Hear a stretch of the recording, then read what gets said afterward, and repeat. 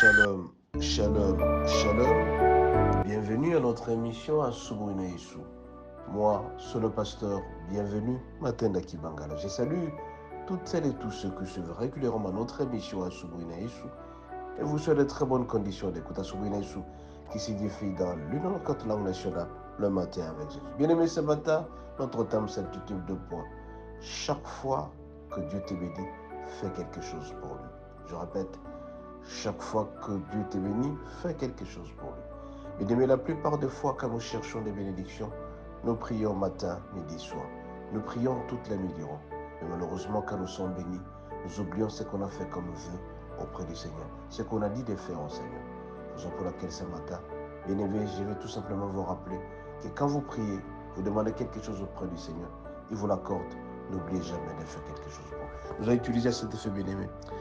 1 Roi 5, 4 jusqu'au 5e verset. Je répète, 1 Roi 5, 4 jusqu'au 5e verset. Nous lisons au nom de Jésus. Maintenant l'Éternel, mon Dieu, m'a donné du repos de toutes parts, plus d'adversaires, plus de calamités. Voici, j'ai l'intention de bâtir une maison au nom de l'Éternel, mon Dieu, comme l'Éternel a déclaré à David, mon père, en disant, ton fils que je mettrai à ta place sur ton trône, ce sera lui qui bâtira une maison à mon nom. Bien aimé, ici c'est le roi Salomon, fils de David, qui est en train de parler. Qu'est-ce qu'il dit? Le Seigneur lui accorde le repos de toutes parts. Pas d'adversaire, pas de calamité. Il a été béni sérieusement. Alors qu'est-ce qu'il dit?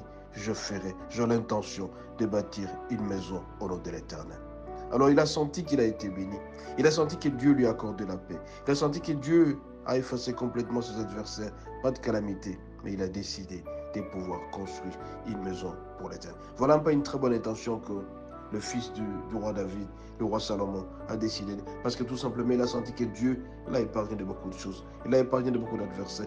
Pas de calamité. Il était dans la joie de la paix. Il a décidé de lui-même de construire le temple, la maison pour l'Éternel.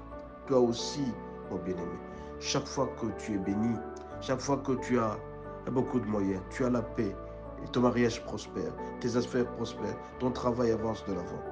Pense à faire quelque chose pour le Seigneur et tu seras béni davantage. Le roi Salomon a décidé de construire un temple, une maison pour le Seigneur. Toi aussi, mon bien-aimé, tu es béni, sincèrement, tu as beaucoup de moyens. Cherche à penser à faire quelque chose auprès du Seigneur. Cherche une église où tu peux commencer à financer régulièrement pour entretenir ta bénédiction. Cherche des hommes de vieillards, cherche les maisons des orphelins où tu peux commencer à donner régulièrement pour entretenir ta bénédiction. Décide-toi de faire quelque chose pour le Seigneur. Le roi Salomon dit, pas d'adversaire, pas de calamité. Donc je suis béni, je dois faire quelque chose pour le Seigneur. Toi aussi réfléchis dans ton cœur, parce que tu es béni, tu as un travail stable. Tu ne vis pas dans l'instabilité, ton foyer est stable, ton mariage est calme. Tu es béni sincèrement. Fais quelque chose.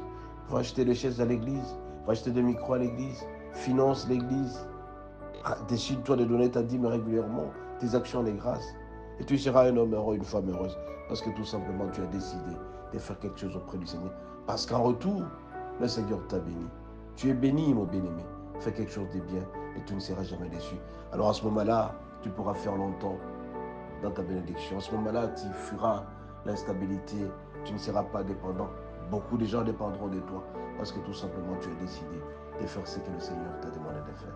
Ici, le roi Salomon a senti qu'il n'avait plus de calamité, plus d'adversaire, parce qu'il a senti que son père n'a pas pu construire la maison pour l'Éternel, parce qu'il y avait trop d'adversaires.